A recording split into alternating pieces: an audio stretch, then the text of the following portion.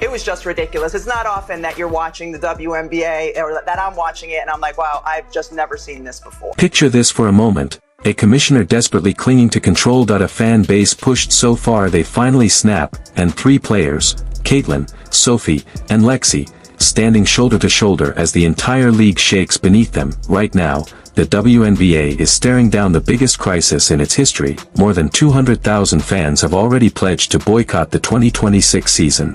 And that number is exploding by the hour. Things have gotten so chaotic that Cathy Engelbert reportedly left league headquarters in full-blown panic mode. Sponsors are calling non-stop. Adam Silver is running out of patience. And the league is hanging by a thread. This is the story they never wanted in the open. That if you're watching, you're seeing the WNBA unravel in real time. Tap like, hit subscribe, and drop Boycott 2026 if you're riding with Caitlin, Sophie, and Lexi. It all detonated when the players' group chat leaked. According to those messages, Cathy Engelbert allegedly warned Caitlin Clark to pull out of her outside commitments, especially golf. And she didn't stop there. Sophie and Lexi were hit with the same threats. Suspensions were hinted at. Benching was suggested. Even the word termination appeared. As for what Engelbert is alleged to have said to Collier, if she actually suggested Caitlin Clark should be grateful for what she makes off the court, that's preposterous. Did you miss the Iowa years? Clark is the Tiger Woods tide that lifts all boats. And we know this show is proof. The highest rating we have ever had followed one of her games at Iowa.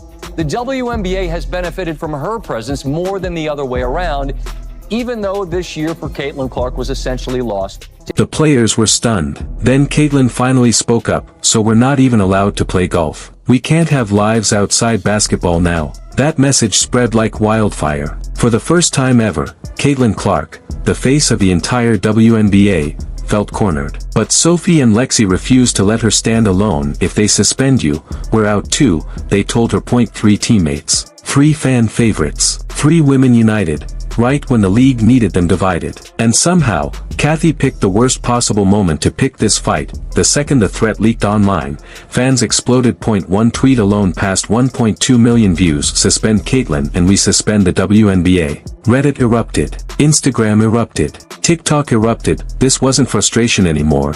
This was the breaking point. People remembered everything. The bogus fouls. The cheap shots. The safety benchings. Players being warned over harmless hobbies. Threats thrown around like candy. Then the bombshell dropped. 200,000 fans signed the 2026 boycott. Verified. Confirmed. Growing every minute. Families signed together. Friend groups signed. Entire communities walked away. This wasn't temporary outrage. It felt generational, and the sponsors noticed instantly. No waiting. No hesitation. They called Cathy themselves. If Caitlin goes, we go. One rep didn't sugarcoat it. This isn't a league problem. This is a Cathy problem. Within hours, league inboxes were flooded. Phones non-stop. Panic had officially begun. The high tide lifts all boats or whatever, basically.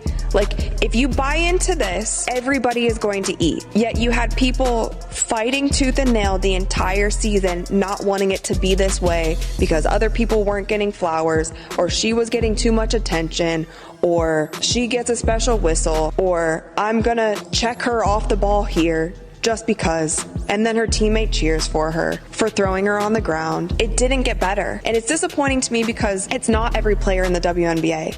And I'm sure that there are many players who are happy to have her in the league. And it's like, if it was my league and somebody was coming in and bringing millions of people, like, I would be excited about that, because you know what? That's a chance for me to impress millions of people who weren't watching before. And there's a lot of women in this league who don't have that kind of envy and jealousy and this kind of like secret club mentality that they only want certain people to be. And then it got worse. Hundreds of companies froze funding. Others pulled out entirely. Some said they might never return. That's when the WNBA realized this wasn't PR, this wasn't a flare-up, this was a financial collapse in real time. Once the boycott total crossed 210,000, Adam Silver finally snapped. He stormed into the office, slammed a binder on the table, and said, "Fix this or resign." Silence. Cathy froze. Silver looked her straight in the eyes. "Why are you threatening players for having lives? Why are you targeting Caitlin? Why are her teammates getting warnings too?" Cathy tried to explain. Silver cut her off. "You're not banning golf. You're not suspending anyone. You're not firing anyone. Period. Then, according to insiders, the assistant commissioner whispered something to him. Silver shook his head, stood up, and walked out without another word. No negotiation. No discussion, just pure, fed-up frustration. Meanwhile, at Fever HQ, the players' phones wouldn't stop blowing up. 200K, 220K, 235K, 250K. Caitlyn stared at the numbers. Sophie grabbed her hand, Lexi wrapped her arms around both of them. They're doing this for us. Caitlyn whispered, then we stay strong. Sophie said, all of us. Lexi added, back at league headquarters, chaos took over. Employees were crying, phones never stopped ringing, emails crashed, servers, sponsors froze, every partnership, executives hid in their offices, and Kathy, she was shaking. No plan. No allies. No escape. She finally understood the truth. You don't win battles against your fans. You don't bully your biggest stars. You don't force loyalty through threats. By day's end, with families counted, the boycott topped 1 million. Kathy's chair sat empty. Her office locked from the inside. She refused to come out, and the WNBA was left facing disaster. Losses in sponsors, losses in trust, losses in fans, losses in stability. The collapse had already begun. Holding the players back from saying, yes, we agreed to an extension. Let's try to iron out this deal so there is no lockout.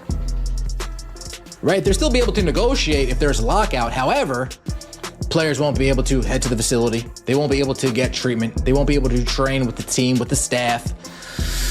So there is some things to lose if there is a lockout. Sources: WNBA offers players extension on CBA deadline. The WNBA has offered players a 30-day extension to continue negotiations for a new collective bargaining agreement, sources told ESPN on Tuesday. An extension before the current CBA expires Friday would allow both sides more time to negotiate a new deal. Which raises some sensitivities of rivalries between players. In the case of Angel Reese, who's just had to shut it down because of a wrist injury, Caitlin Clark, who's continuing to play. Rivalry that goes back to their college days, presumably, where I guess some trash talking entered in. But now it seems on some social media channels to have taken a darker turn, a more menacing turn, where race has been introduced into the conversation, where sexuality is sometimes introduced into the conversation. How do you try and stay ahead of that? Try and tamp it down or act as a league when two of your most visible players are involved, not personally, it would seem, but their fan bases are involved. All because she tried to strong-arm Caitlyn, Sophie, and Lexi, the very players she should have been protecting. Today, the WNBA didn't just risk losing stars. It lost something no league can survive without: trust. Once trust is gone, everything falls apart. If you think the fans were right to push back, drop Boycott 2026 in the comments until the message can't be ignored. And if you stand with Caitlyn, Sophie, and Lexi, like and subscribe, because this story is far from over.